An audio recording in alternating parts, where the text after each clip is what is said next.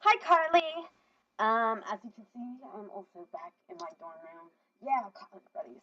Um, but last video you asked me a very interesting question about why do we not give television characters slash movie characters the same kind of suspension of disbelief we give the plots of the movie. I do have an answer for you. I don't know if it'll be totally satisfying, but I got one. So let's get going. Yaha!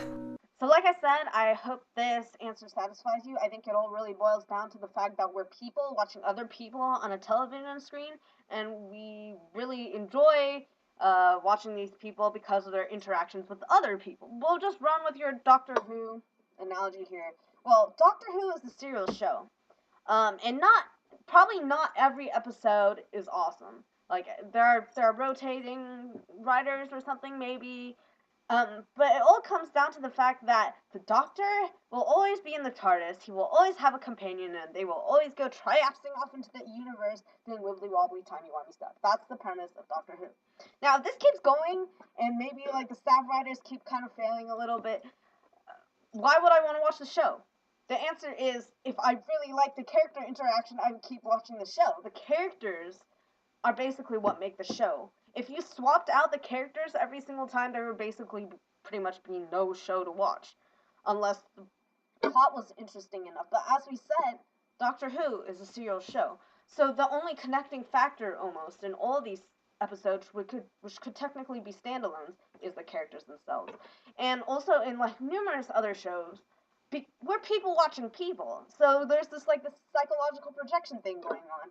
And because we're aware of how people act in real life, if I, for example, stopped flailing whenever I talk to you, or stopped poking you, or stopped hugging you, or glomping you, or whatever, you would think there was something wrong with me. It's kind of the same idea on television. If you see somebody acting out of character, it usually means that there's something wrong.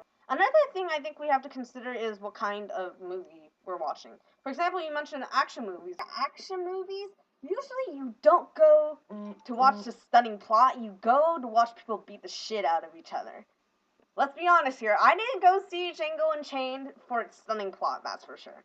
Though I think there actually is a certain kind of character suspension of disbelief, not quite in the same way that you're saying, but in the way where if you're a fan of the show or if you're absorbed in the show, you tend to excuse character traits from characters where if you actually met them in person, you'd probably be kind of annoyed. So probably the largest of this group is the sociopath leaning people like House from House or Sherlock from Sherlock or Yahara Isaiah from Durarara, etc., etc., etc. But then you've also got the type like Suo Tamaki from Oran High School Host Club. I think I'd be very hard pressed to find his realistic counterpart. Um, I challenge you to find somebody who grows mushrooms in closets when he's feeling depressed. Yes. Um, Basically, there are also certain kinds of character types that just are they just get excused because they're part of the genre. For example, in a lot of manga and anime, there's a character archetype called a yandere. I forget what it means, but basically a yandere type is they look very pleasant on the outside. They're always smiling at you, but then they turn around and they've got a switchblade in their hand and then they threaten you with bodily harm. Basically, that's a yandere trope in a nutshell. Obviously, anybody who acts like that should be dragged into an asylum pronto. But because this is kind of an ingrained archetype, character archetype within the larger framework of manga slash anime, it's kind of excused. You pretend it doesn't exist, basically. So I think there is that kind of character suspension of disbelief.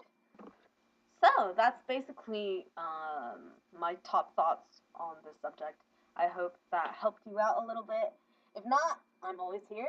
I'm always willing to talk, and I'm always excited to see your next video.